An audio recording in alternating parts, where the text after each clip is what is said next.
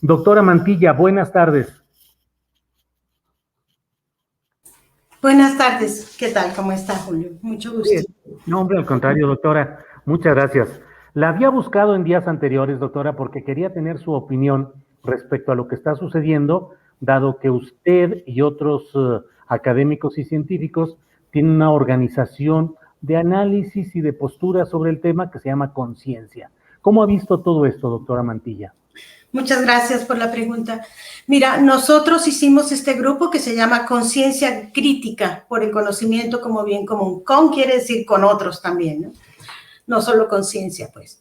Y empezamos a reunirnos justamente porque sea de modo individual o sea invitados por el CONACYT. Yo fui de las dos cuestiones, participamos en foros de discusión sobre la propuesta de ley o el anteproyecto de ley del CONACYT. Y ahí entonces nos conocimos y vimos que defendíamos, por decirlo de algún modo, una propuesta común que es regresar, digamos, la política de ciencia, los recursos, la mirada sobre la ciencia y sobre la investigación científica, tecnológica y también innovación quizás al sector público o en todo caso a los problemas prioritarios del país. Ahí nos conocimos y formamos este grupo. ¿Cómo veo esta cuestión? No tengo elementos jurídicos, por decirlo así, legales para opinar al respecto. Me parece por lo menos ilegítimo, no sé si legal, pero por lo menos ilegítimo que un grupo de colegas se constituya como una asociación civil y reciba recursos públicos son una asociación civil. Me parece que muchos de nosotros hubiésemos incluso podido hacer asociaciones civiles de consulta y a ver si nos hubieran contratado. Creo que ahí se dieron redes y cuestiones que eran raras, pero que también, me parece a mí, eran como la norma en esas formas de gobierno, era como habitual estas cuestiones de mezcla de lo público y lo privado. Supongo que en un principio tuvo una cierta legitimidad, es decir, si tú ves, si estoy hablando mucho, me dices. No, adelante, por favor. Muy bien, porque creo que todo esto correspondía a una perspectiva neoliberal y el neoliberalismo efectivamente busca pasarle la administración de lo público a la sociedad civil, ¿no? Y no solo ocurrió ahí, ocurrió que muchas, podemos hablar después sobre la fuga, digamos, o la transferencia de recursos públicos al sector privado en muchas cuestiones. Como los teletones. No sé, no estoy segura. No estoy segura del Teletón, pero era algo así, esa creencia. De hecho, el doctor Cabrero, que fue el director del CONACYT, tenía esa mirada de la administración pública, o sea, pasarla al sector privado. Se suponía que eso era buenísimo. Habría que preguntar qué tan bueno fue. A mí me parece que todas estas acusaciones deben tener, no me imagino yo a una fiscalía de un país inventándose cosas. Debe haber algo ahí que analizar. Y ellos deben justificar cómo se convirtieron en una asociación. La ley decía foro consultivo, ¿no? Y de hecho todavía existe un foro consultivo, lo volvió a reconstituir la nueva administración, pero ellos se volvieron, ya estoy creo repitiendo lo que todo el mundo sabe, se volvieron una AC y a partir de ahí comenzaron a tomar recursos públicos para hacer consultorías que a mí me parece que nadie les ha preguntado y qué era lo que consultaban, qué era lo que recomendaban. Porque la verdad creo que también podrían ser objeto de análisis académico, si tú quieres, sobre los consejos que daban. Es decir, hubo incluso con Peña Nieto tuvo un incremento del presupuesto público a la ciencia y sin embargo nosotros como país bajamos en la mayor parte de los indicadores, en innovación, en productividad, en muchos indicadores, más aún en el indicador fundamental que se pretendía a través de esta transferencia de dinero público, de dinero de los mexicanos al sector privado, incluyendo la AC, pero era que dice que la iniciativa privada o el sector productivo, como llaman a veces, o el sector de business, ¿no? Le dicen en business sector, que iba a aportar más en el desarrollo científico, pero no ocurrió así en México. México es un caso extraordinario, incluso en el marco del pensamiento neoliberal.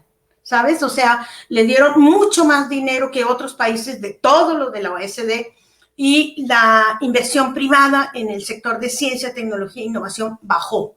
Entonces, habría que preguntar también qué tipo de consejos daban y cómo, a pesar de que veían que todos los indicadores estaban bajando, siguieron con esa política. Yo escuché la entrevista que le hiciste al doctor Franco, que era el director y él te dijo, bueno, nosotros hacíamos también recursos extraordinarios. Entonces, no sé qué en realidad hacían, a mí no me queda claro, ¿vale? Pero si se averiguara qué era lo que hacía para el CONACYT, me gustaría saber cómo evalúan ellos mismos sus propias consultorías. ¿Sabes? Como país, ¿qué fue lo que hicieron? Esa es una pregunta académica que yo creo todos tenemos en mente, porque la verdad no creo que la ciencia haya avanzado. De hecho, se dio un énfasis enorme en lo que llamaban la innovación, o llaman la innovación, que en realidad es convertir al CONACYT en un poco como una secretaría de economía, porque ¿qué fueron el desarrollo científico que hubo en ese lapso? Creo que otros países que hicieron inversiones, digamos, en el marco del pensamiento neoliberal, obtuvieron mejores cuestiones que las nuestras, mejores resultados. Entonces, eso sería. Creo que hay algo ahí, pero me parece que no hay que personalizarlo, ¿sabes, Julio? Me parece que era un modelo completo de desarrollo, digamos, de política pública, que por supuesto, a la luz de la nueva mirada, pues se ve simplemente monstruoso. Pero creo que francamente era la norma. Ahora, doctora Mantilla, pareciera por algunos de los trabajos que se han ido conociendo que formaron parte de lo que hacía este foro consultivo, pues está el caso de validar el que no se rescataran los cuerpos en pasta de conchos, el apoyo a la reforma energética peñista. Sí. Entonces, Monsanto. Sí, sería todo esto una estrategia para validar decisiones políticas usando el parapeto o la etiqueta de lo científico, asumiendo que lo científico tiene una valoración social alta de respeto, pero a fin de cuentas, pues estaban haciendo política y metidos en política. ¿Crees que así era, doctora Mantilla? Mira, yo creo que ser científico es tener una relación particular con el conocimiento, ¿no? Y que mientras tengas esa relación puedes concebirte como científico. Si modificas tu relación con el conocimiento y te colocas como burócrata o más aún, si haces mal uso del dinero público, me parece que no deberíamos seguir usando ese nombre y me parece peligroso porque hay un desprestigio general, digamos, a los científicos y no me parece justo. No, al contrario. Incluso estas políticas neoliberales colocaron a los científicos, y eso me gustaría subrayarlo, como empleados de las empresas. Los asignaban a las empresas, ¿no? Entonces, no creo que sea justo. Ahora, sí hay una política pública respecto a la ciencia, ¿no? Decir que la ciencia no obedece a una política pública, pues no, sí hay. Hay una política que dice, vamos a destinar el dinero de la ciencia a tal lado, vamos a darle prioridad a esto. Eso le llamamos política en ciencia y tecnología. Ellos sí tenían una política en ciencia y tecnología que era beneficiar al sector privado. Creo que así se ve clarísimo. Ahora, ¿qué tanto ellos se beneficiaron a sí mismos a través de ese beneficio del sector privado? Es algo que realmente yo personalmente desconozco. Me queda claro que si estaban haciendo recomendaciones al CONACYT, las hicieron definitivamente a favor de programas que tuvieron una importancia central, hacia donde se destinó gran parte del presupuesto del CONACYT, incluso más que a los centros públicos en un momento dado, en todos estos años, y que lo hicieron a sabiendas de que no estaba funcionando esa política. No estaba funcionando. Te digo, todos los indicadores bajaban. Entonces, ¿cómo es posible que tú sigas financiando al sector privado si lo que pretendes con este financiamiento es que el sector privado apoye el campo de la ciencia, la tecnología y la innovación? Y ves que no lo hace, ves que año con año disminuye. Esa es una pregunta académica que yo creo que el foro debería responder, o debería responder quienes se hicieron cargo de esta política. ¿Cómo la mantuvieron?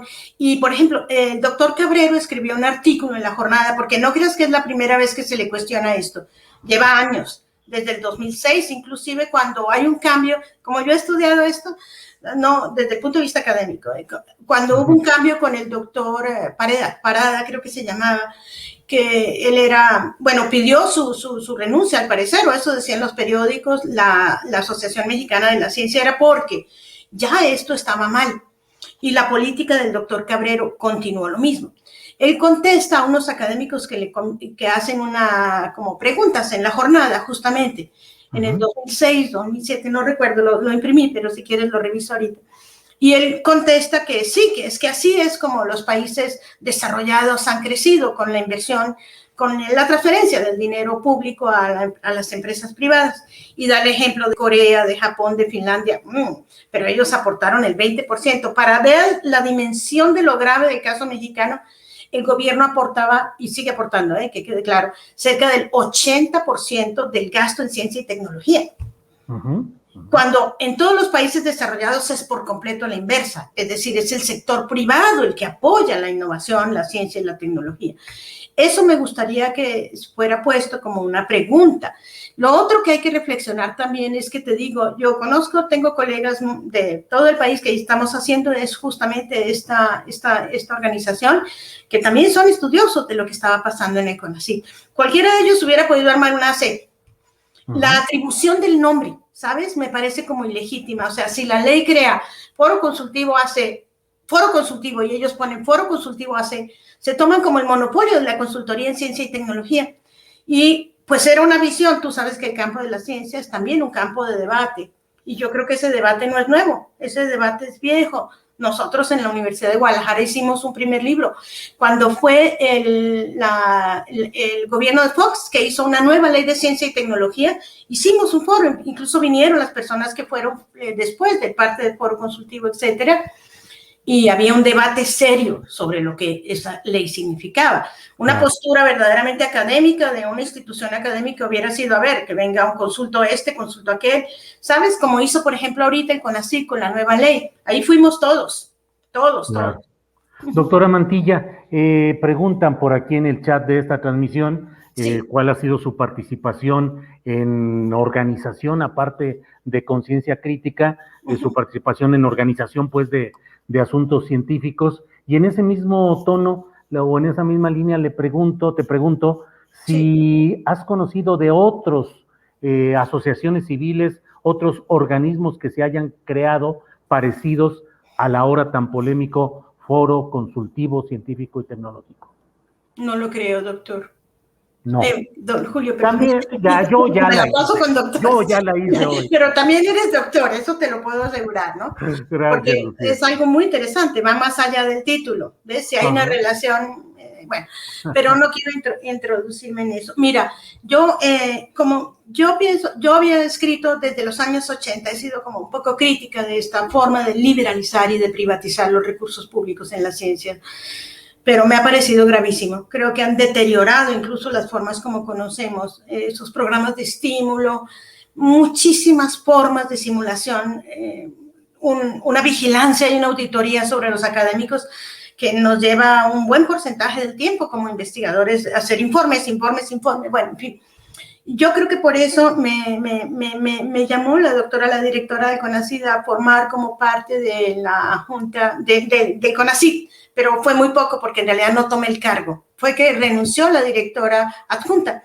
Y yo también tengo como otros intereses académicos, soy franca, me encanta lo que hago y estoy como enamorada un poco del pensamiento filosófico y no quería dejar lo mío.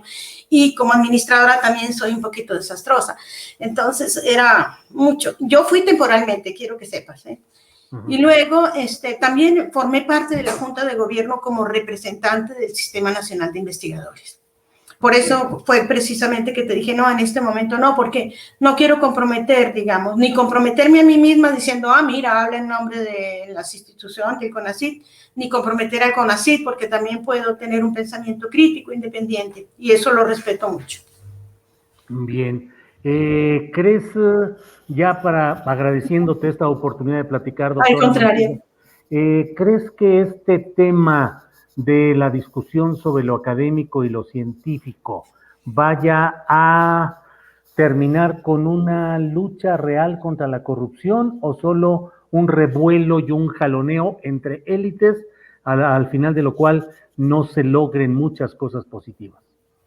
Mira, creo que hay un debate sobre modelos de desarrollo científico. Eso me queda clarísimo, clarísimo. Es decir, la perspectiva actual que tiene el CONACYT es completamente distinta. Creo que ahí hay una lucha política que es legítima, como te digo. Si ser neoliberal no está mal, el problema es ser tan mal neoliberal. Eso es feísimo. Pero espero que no, sinceramente. Creo que No sé si me estás viendo porque se desapareció por completo. Sí, aquí estoy. No sé, siempre existe ese riesgo y creo que ese riesgo ha estado como una sombra, por decirlo de algún modo, en la política siempre, ¿no? De los grupos de poder y que se construyan más intereses personales o de grupo que intereses verdaderamente de ciencia. Creo que en esta ocasión el riesgo es menor, porque conozco, digamos, las personas que actualmente están en el CONACYT, porque conozco a mis colegas que están en Conciencia Crítica. Creo que hay un proyecto verdadero de ciencia y creo que en parte esa es la molestia que hay también con el grupo que estaba en el poder.